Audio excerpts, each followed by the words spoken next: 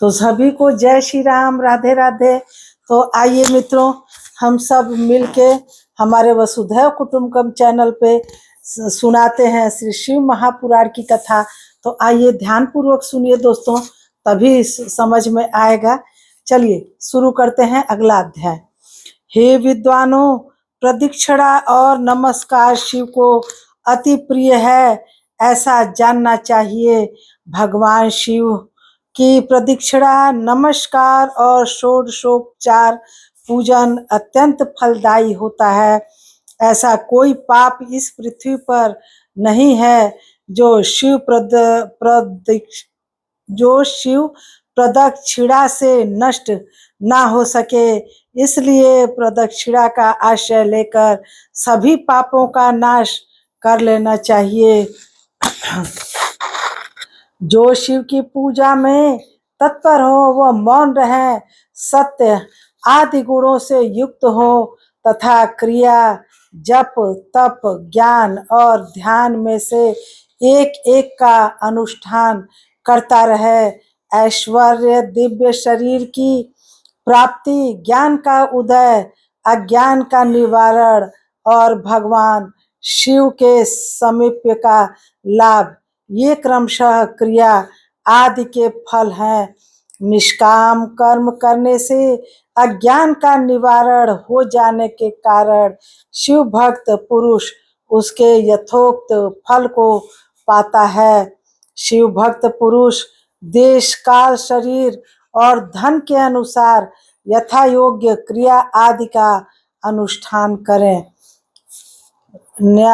न्यायोपार्जित उत्तम धन से निर्वाह करते हुए विद्वान पुरुष शिव के स्थान में निवास करें।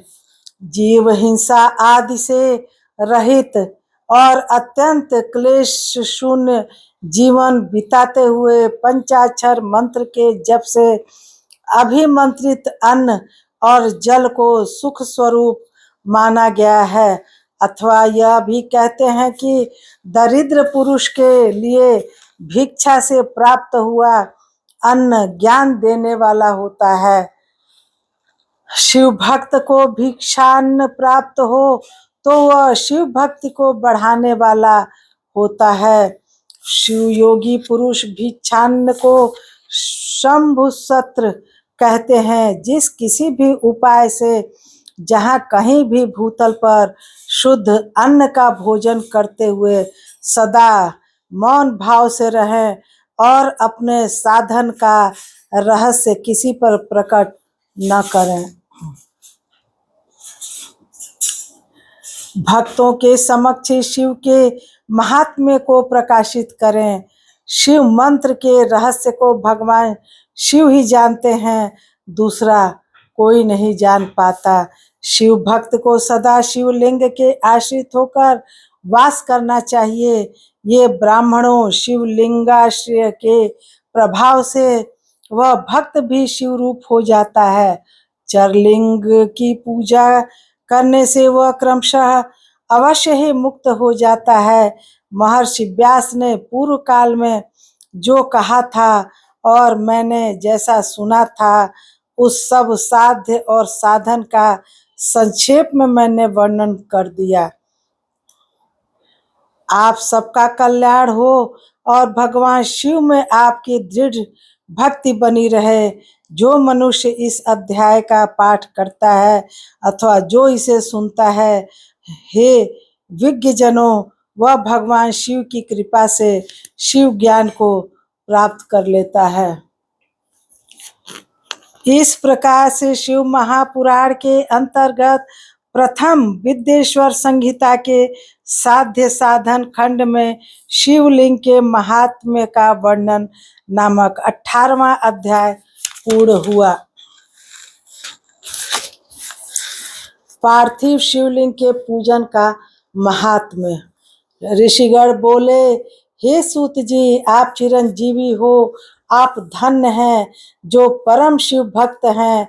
आपने शुभ फल को देने वाली शिवलिंग की महिमा सम्यक प्रकार से बताई। अब आप व्यास जी द्वारा वर्णित भगवान शिव के सर्वोत्कृष्ट पार्थिव लिंग की महिमा का वर्णन करें। सूत जी बोले, हे ऋषियों, मैं शिव के पार्थिव लिंग की महिमा बता रहा हूँ। आप लोग भक्ति और आदर सहित इसका श्रवण करें। हे द्विजो, अभी तक बताए हुए सभी शिवलिंगों में पार्थिव लिंग सर्वोत्तम है।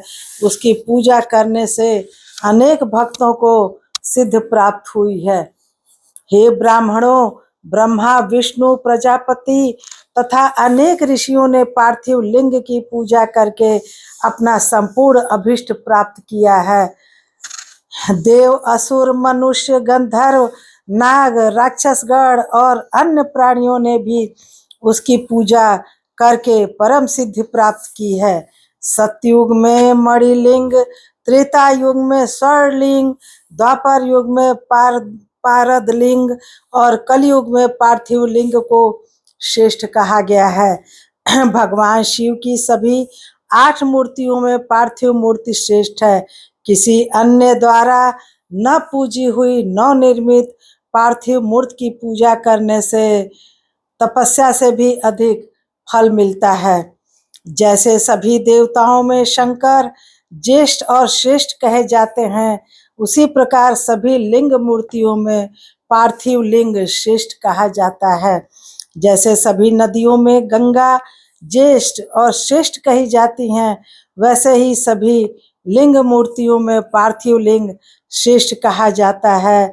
जैसे सभी मंत्रों में प्रणव ओम महान कहा गया है, उसी प्रकार शिव का यह पार्थिव लिंग श्रेष्ठ, आराध्य तथा पूजनीय होता है। जैसे सभी वर्णों में ब्राह्मण श्रेष्ठ कहा जाता है, उसी प्रकार सभी लिंग मूर्तियों में पार्थिव लिंग श्रेष्ठ कहा जाता है। जैसे सभी पुरियों में काशी को श्रेष्ठतम कहा गया है, वैसे ही सभी शिवलिंगों में पार्थिव लिंग श्रेष्ठ कहा जाता है। जैसे सभी व्रतों में शिवरात्रि का व्रत सर्वोपरि है, उसी प्रकार सभी शिवलिंगों में पार्थिव लिंग सर्वश्रेष्ठ कहा जाता है। जैसे सभी देवियों में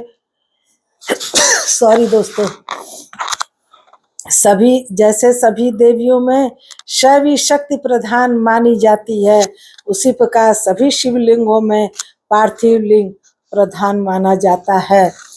जो पार्थिव लिंग का निर्माण करने के बाद किसी अन्य देवता की पूजा करता है, उसकी वह पूजा तथा स्नान दान आदि की क्रियाएं व्यर्थ हो जाती हैं। पार्थिव पूजन अत्यंत पुण्यदायी तथा सब प्रकार से धन्य करने वाला, दीर्घायुष्य देने वाला है। यह तुष्टि, पुष्टि और लक्ष्मी प्रदान करने वाला है। अतः श्रेष्ठ साधकों को पूजन अवश्य करना चाहिए। उपलब्ध उपचारों से भक्ति श्रद्धा पूर्वक पार्थिव लिंग का पूजन करना चाहिए। यह सभी कामनाओं की सिद्धि देने वाला है। जो सुंदर वेद सहित पार्थिव लिंग का निर्माण करके उसकी पूजा करता है, वह इस लोक में धन धान्य से संपन्न होकर अंत में रुद्र लोक को प्राप्त करता है। जो पार्थिव लिंग का निर्माण करके बिल्व पत्रों से 11 वर्ष तक उसका त्रिकाल पूजन करता है, उसके पुण्य फल को सुनिए। वह अपने इसी शरीर से रुद्र लोक में प्रतिष्ठा प्राप्त करता है।